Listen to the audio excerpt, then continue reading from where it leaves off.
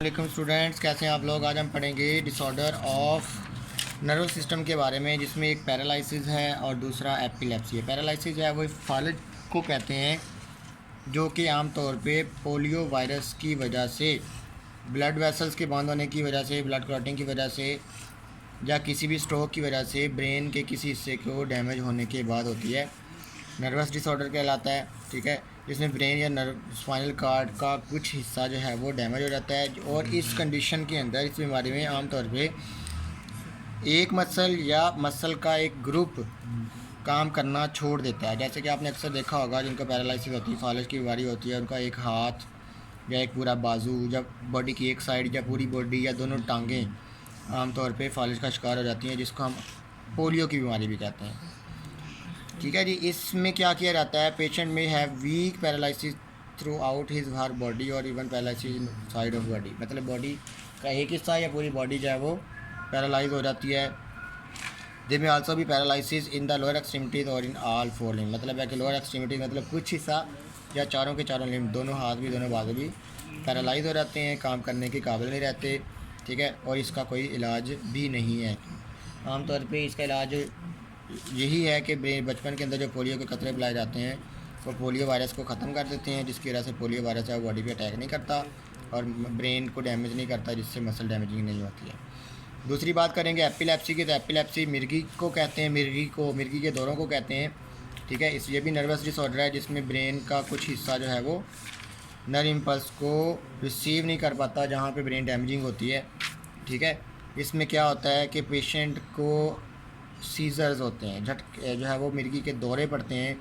Scissor of epilepsy आमतौर पे abnormal state होती है, कुछ वक्त के लिए होती है, फिर बंदा ठीक हो जाता है एकदम से, जो है वो बंदा कपकपाना शुरू कर दे, जैसे ये डायग्राम आपको बनी हुई नज़र आ रही है। ये जो है बीमारी यंग पीपल के अंदर जेनेटिक या डेवलपमेंटल काज की वजह से होती है, मतलब जीन में ख़राबी की वजह से, या कहीं जब आपकी डेवलपमेंट हो रही होती है तो उस वक्त कोई बॉडी का ऑर्गन या ब्रेन जो है वो प्रॉपर वर्क नहीं कर पाता। 40 साल से ज़्यादा जो लोग होते हैं उनमें ब्रेन ट्यूमर की वजह से हो सकती है, या हेड ट्रॉमा की वजह से and central nervous system infection में काज एपिलेप्सी। हेड ट्रॉमा मतलब कहीं आपको चोट लगी है उस वजह से, या नर्वस इन्फेक्शन के अंदर ब्रेन के अंदर कोई इन्फेक्शन हो जाएगा। इसका इलाज है कि जब सीजर्स की मेडिसिन लेनी चाहिए, अगर जो सीज़र आते हैं, जो झटके लगते हैं, जो दौरे पड़ते हैं, उनकी मेडिसिन लेनी चाहिए। एंटी कन्वल्सेंट या एंटी एपिलेप्टिक ड्रग्स देनी चाहिए, ताकि झटके जो है वो दौरे जो पड़ते हैं वो ना हो।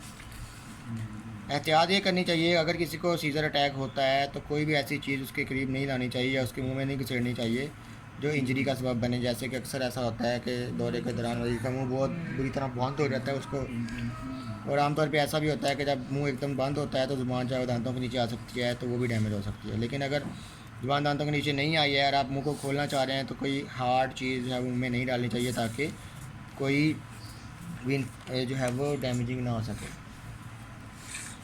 उसके बाद दूसरी बात, अच्छा ये नीचे लिखा हुआ है कि knowledge of composition and function of nervous system has help man in the diagnosis and treatment of nervous disorder including paralysis and epilepsy.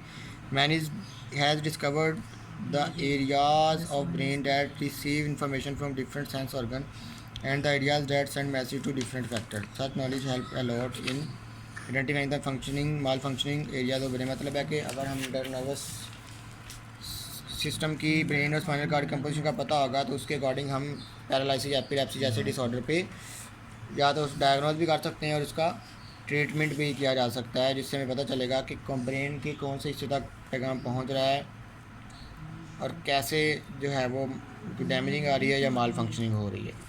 इसके बाद यह देखें कि आपकी एक्सरसाइज है, इसके ऊपर ऑप्शन लगे हुए हैं, आप इसको देख लेंगे और अपनी एक्सरसाइज जो है वो कंप्लीट करेंगे। ये कुछ शॉर्ट क्वेश्चन है, ये पेज नंबर लिखिए हुए, इन पेज नंबर्स के ऊपर आप ये 41, 41, 42, 47, 43, 33, 33 और 33। इसके अलावा अगर कोई प्रॉब्लम होगी तो आप मुझसे डिस्कस करेंगे।